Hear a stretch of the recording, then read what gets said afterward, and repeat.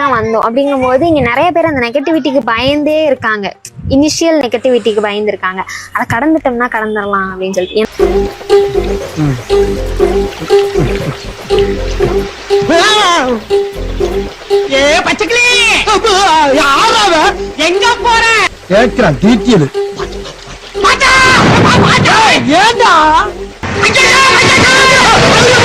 ஆனா நானும் இனிஷியல் நெகட்டிவிட்டியை கண்டு அழுது ரொம்ப அப்செட் ஆன காலங்கள்லாம் உண்டு.